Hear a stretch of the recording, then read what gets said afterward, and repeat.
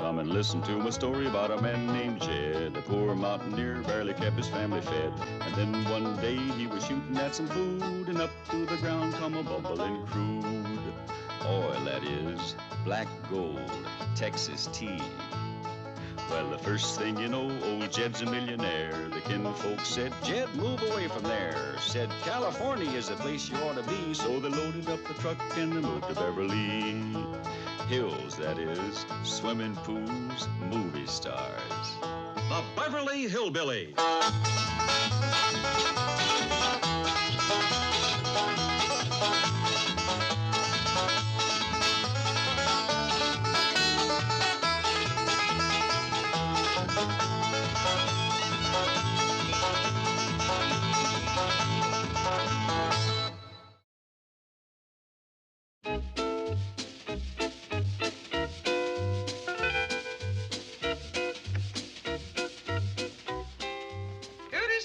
Signed and sealed. Never mind that.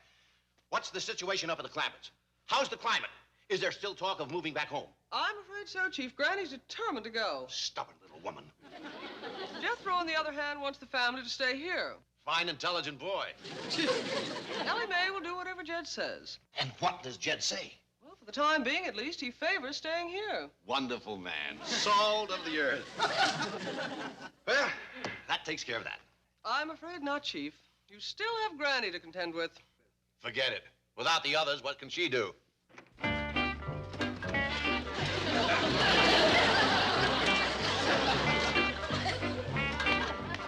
Granny, wait! Granny, don't go! Won't do no good to beg, young'uns. I have waited my last wait. I'm going home. You can't walk all the way home with this load. How are you going to push it up the hills? I'll get up enough speed going down one hill to take me up the next. Well, you ain't going alone. All right, grab a handle. Well, Pa says I gotta find homes for my critters first. Can't you wait a week or so? I have spent my last night in Beverly Hills, and I have missed my last Dewberry Festival. I am going home. How are you going to find your way? I'll sniff my way. The Sweet William and Verbena is in bloom. But, Granny, it's around 1,1700 miles. You ain't no chicken. You bet I ain't no chicken. When I say I'm going, I'm going. Where are you going to sleep? I can sleep any place. I got a warm blanket, a loaded shotgun, and a full jug. Come on, Pa, you gotta stop her. Ellie, ain't nobody gonna stop Granny once she got her mind made up. She is kind of set in her ways. That little woman is so muley. If you throw her in the river, she'd float upstream. Uncle Jed, Granny vows and declares she's going to walk home. Well, the only thing to do is let her get it out of her system. Well, she can't walk all that way pushing that load. She won't. About 10 or 15 miles up the road, her feet will talk her out of it. Goodbye, everybody. I'm leaving. Now, whatever you do, don't coax or plead. The more we beg, the more she's gonna enjoy going. I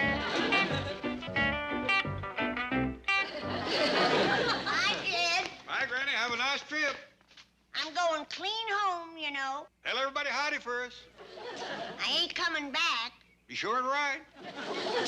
Ain't no use trying to talk me out of it. I'm going. You got a fine day for it. I won't be around to cook and sew for you. Clean house and doctor you and all that. Now, don't you worry about us. Get some miles behind you before nightfall. All your gnashing and wailing ain't gonna stop me. Okay, bye. Bye, Granny. Bye, Granny.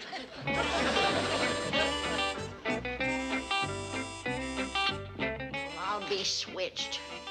Not a gnash or a whale.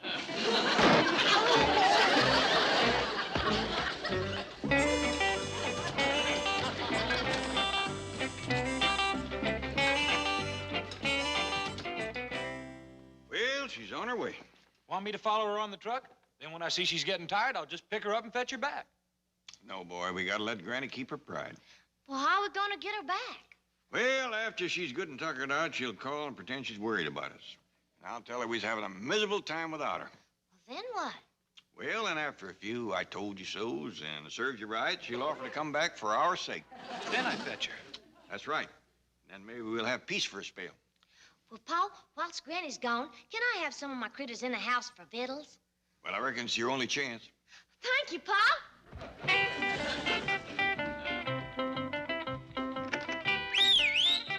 on, everybody, we's eating in the kitchen.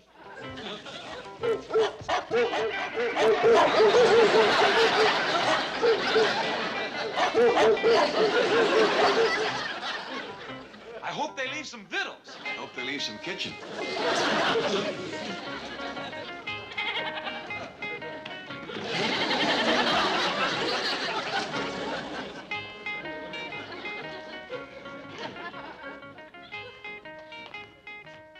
Uncle Jed, this would be a real good time for me to go down to Mr. Drysdale's bank and ply my trade. You mean ciphering? Well, shucks, no. I give that up along with brain surgeon and double knot spying and streetcar conductor. I got me a trade now that beats them all. What's that? Being a sophisticated international playboy. You do that down to Mr. Drysdale's bank? Out front. You get dressed up and put a flower in your buttonhole and wait for some pretty girl to come by and throw herself at you. Well, that don't hardly sound like the kind of thing you'd want to make your life's work. Don't knock it till you've tried it. You want to come along? No, thanks. I can learn you to be a playboy in no time at all. I believe I'll pass it up. It's a heap of fun. There's some awful pretty girls down there. Forget it, boy. A man my age got to watch his step. Okay. Funny thing, when you get to be old enough to watch your step, you ain't going nowhere. Mind your manners, everybody. Victuals will be ready in a minute.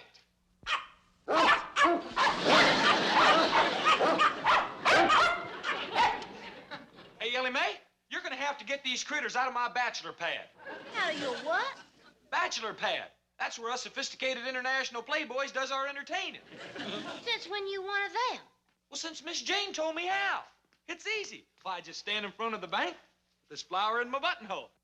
This tells the girls I'm a sophisticated playboy. Don't tell me nothing. That's 'cause you're a dumb old country girl. But when a sophisticated city woman sees this, look out. Why, I might fetch 8 or 10 of them rascals home for grits and gopher gravy. Well, they can have whatever's left. Ellie Mae, you ain't feeding them critters my playboy victuals, are you? I'm feeding them Granny's grits and gopher gravy. Well, gee whiz, couldn't you give them something plain and save the fancy stuff for my company? Well, you can give your company turnip greens and sow belly. Granny left a big bowl in the icebox. Oh, well, why didn't you say so? They might be playboys that serves grits and gravy in their bachelor pads, but I bet you they ain't many that can come up with turnip greens and sow belly. All right, now, y'all mind your manners, but don't dawdle neither, 'cause Granny might just turn around and come right back any minute.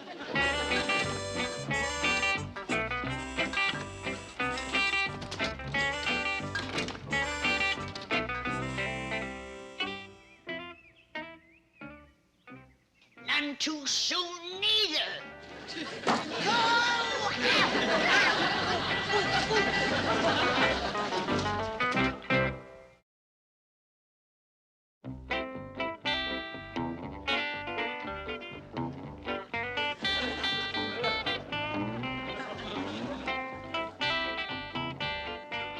Howdy, ma'am. Excuse me, I reckon you didn't see my flower. Hey, don't you know what I am? Yes, you're a creep. No, ma'am, I'm a sophisticated international playboy. Doggone. I must have got a hold of a bad flower. Jethro, what are you doing here? Trying to be a playboy. Playboy? Yeah, Miss Jane told me how, and the other day I got a girl just like that. But today, oh, excuse me, yonder comes one now. What is he talking about? Well, it's a long story, but the other day I arranged for one of our girl employees to find his playboy pose irresistible. Well, arrange for another one. If he gets unhappy with Beverly Hills, I'm really cooked. What's the matter? Ain't you a city woman? Can't you see I'm a sophisticated international... See what I mean? And that ain't nothing. I've been mean-mouthed, face-slapped, shin-kicked, foot-stomped, and dog-bit. Wait, Jethro.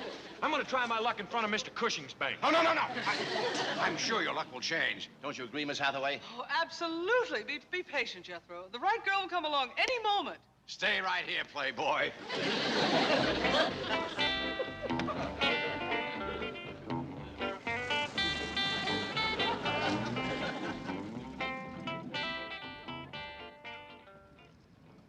there's the Commerce Bank. And there's our masher. That hayseed? He fits the description they gave him in headquarters. He's pretty big. Maybe I'd better make the arrest. I'm supposed to get some evidence first. Let him make a pass at me. You wait here. I can handle him. Howdy, ma'am. The heck with this. I'm going home and get something to eat. Howdy, ma'am. Well, hi, handsome. Hey! You must know a playboy when you see one, huh? I sure do. You want to come up to my bachelor pad? That's all I need to hear. Okay, Buster, let's go. You really are anxious, aren't you? Wait till you see the victuals we got. Greens, sow belly, pone, sorghum. You're not getting away from me. You really must like greens and sow belly. Boy, did my luck change. Granny call yet? No, sir, I ain't heard a word. Doggies, I knew she had up a head of steam, but I sure thought she'd give out by now. Her or that old wheelbarrow one. I'm getting kind of worried. Me too. Maybe I'd best send Jethro out looking. Well, Jethro ain't back from playboy. Well, there ain't nothing we can do then but sit here and wait. Do you want a plate of grits and gravy? Yeah, that'd be fine.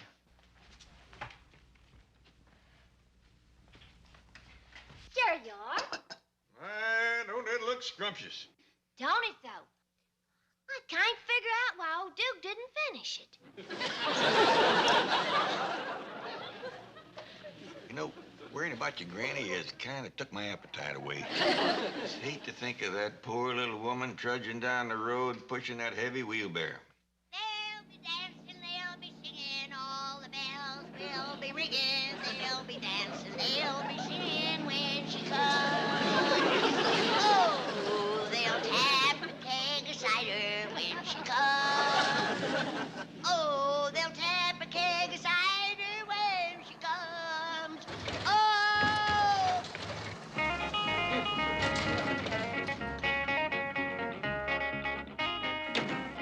What are you stopping here for? We ain't home yet. Well, I don't know where home is for you, lady, but for me, it's up this side road, and I'm awful late. Well, where in tarnation are we? This is the end of nowhere. No, we're just a couple of miles out of Las Vegas. Las Vegas. What's that? You never heard of Vegas? I ain't never heard of Lost neither. Vegas is a pretty famous place. Is it anywhere near Sibley? I'm afraid I never heard of Sibley. Well, that's just a hoot and a holler from Mincy. You know Mincy. Sorry. Oh, sure you do. That's where the river road cuts off to Bug Tussle. Bug Tussle? That rang a bell, didn't it? I'm afraid not. You ain't never been to Bug Tussle? No. Oh, you poor man. Tell me, do you like fun and music and bright lights and excitement? Sure. Then you go to Bug Tussle on a Saturday night. They don't even blow out the lantern till 9 or 9:30. You're kidding. There's a room in back of the feed store. They play checkers for money. No. Well, Bug Tussle sounds a little too rough for me. Las Vegas is more my speed. Well, I sure wish I could drive you on in, but I'm awful late. But you won't have any trouble getting a ride because there's a lot of traffic on this road. I hope I didn't scare you off Bug Tussle. Oh, no. I'll get over there sometime. I hope you enjoy Las Vegas. Do you think they have a telephone there? I'm pretty sure they have. That's good. I want to call my family. They's probably having a miserable time without me. I hope.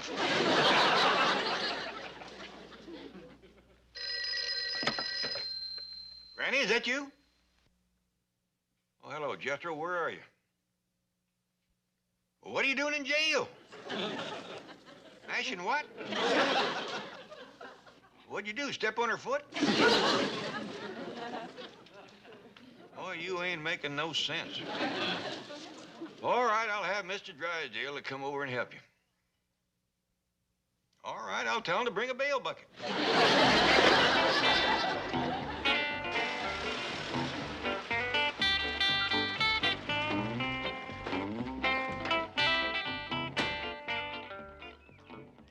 Thanks for getting me out of jail. Now I can't wait to get out of Beverly Hills and go back home. Jethro, wait! Don't use that kind of language. Jethro, you can't be serious. You want to be a playboy, don't you? Of course, and for that you need beautiful girls, bright lights, excitement. Yes, you can't find all that back in the hills. Ha! You ain't seen Bug Tussle on Saturday night. Bug tussle? Yeah, and the girls there don't throw you in jail when you ask them over for greens and sow belly. Let's talk this over. I'm through talking. I'm on Granny's side now, and just as soon as I can get packed, I'm gonna jump on that truck and see if I can catch up with her. Catch up with her? Yeah, she left this morning on foot. All by herself? No, she took her wheelbarrow.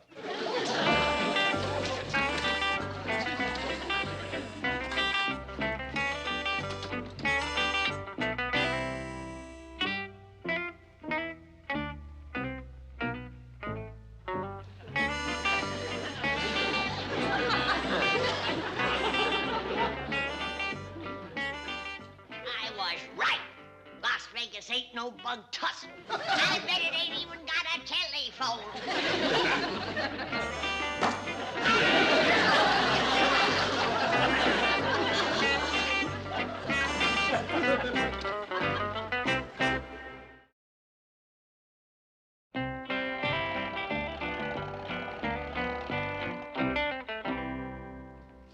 I sent Jethro out in the truck to see if he could pick up a trace of Granny.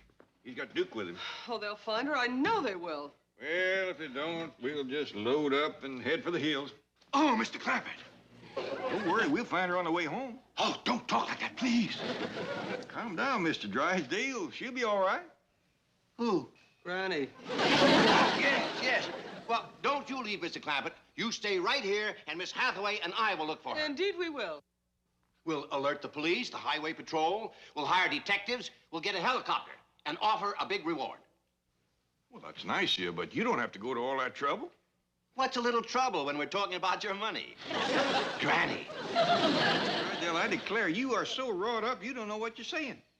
Now, you come on right over here, and you sit down, and you have a nice cup of coffee. But we've got to find Granny. It'll be dark pretty soon. Oh, she can take care of herself. Chances are she's already found some nice, quiet spot to bed down for the night.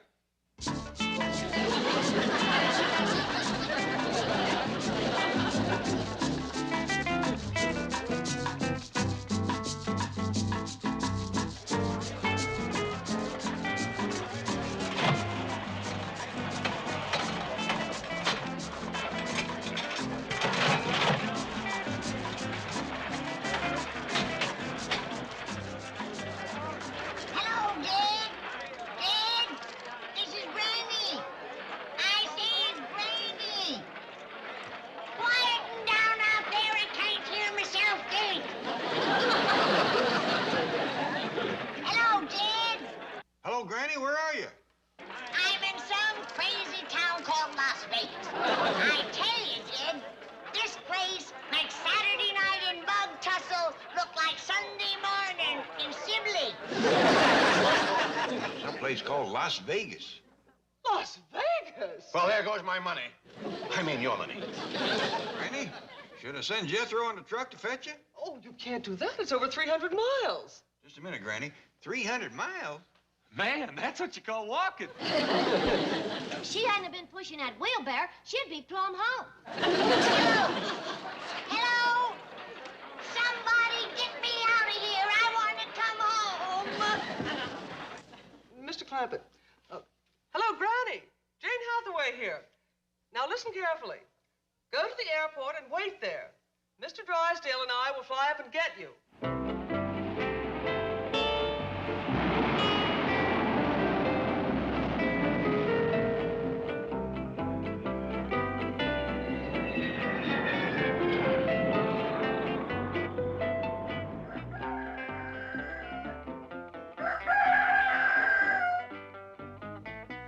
That's real good, Bessie. All you need is somebody to work the pedals for you.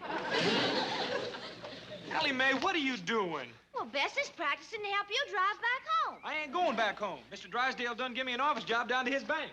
When? Last night when he fetched Granny back from Las Vegas. I'm gonna have my name on the door, secretaries and everything. What you gonna be doing? What everybody else does that works in offices, I reckon. Sit at my desk, take coffee breaks, go to the water cooler, watch the clock, stuff like that. Well, how about getting me one of them jobs? Sorry, Mr. Drysdale says I got the only one they is. I'm what you call, let's see, Junior Executive Research Consultant.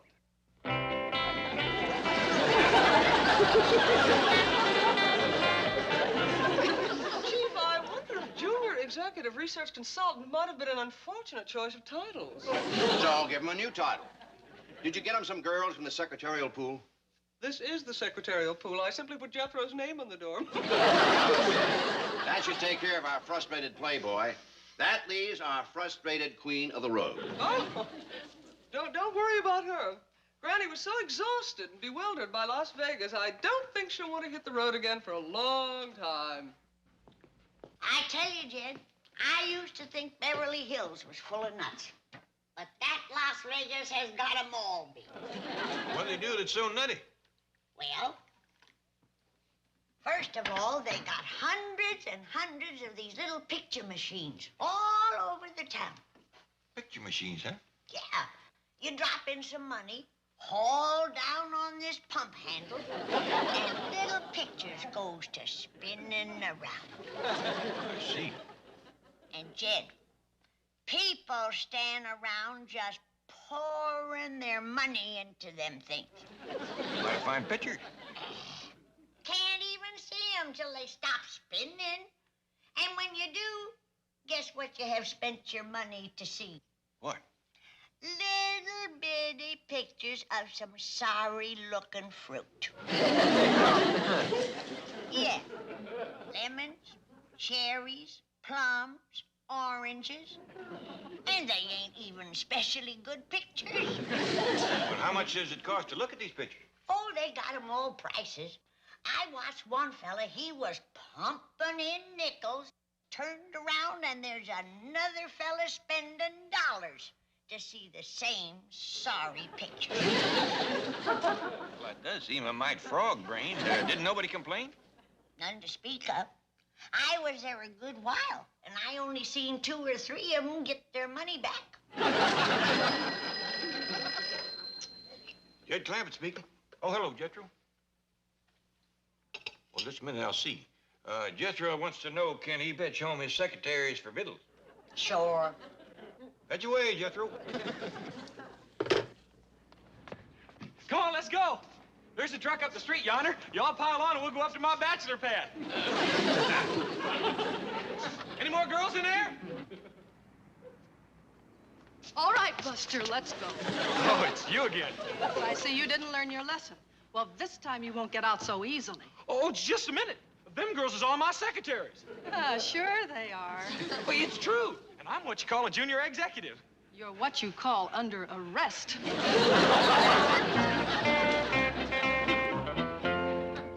It's a wonderful feeling to have everybody happy again. If I do say so myself, I think I handled this whole situation with intelligence and...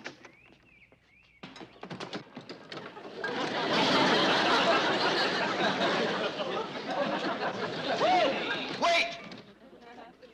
Nothing doing. I ain't spending 1 more minute in Beverly Hills. Granny, come back, please.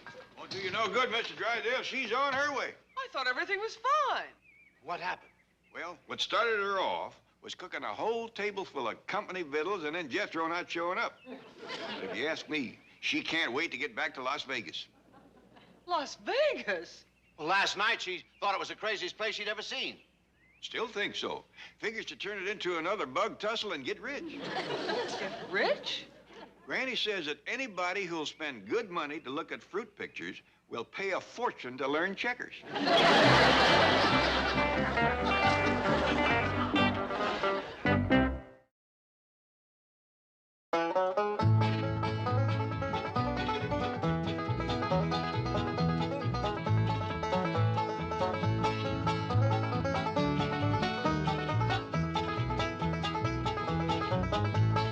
Now it's time to say goodbye to Jed and all his kin. They would like to thank you folks for kindly dropping in. You're all invited back next week to this locality to have a heaping helping of their hospitality. Hillbilly, that is. Set a spell. Take your shoes off. Y'all come back now. Here? This has been a Filmways presentation.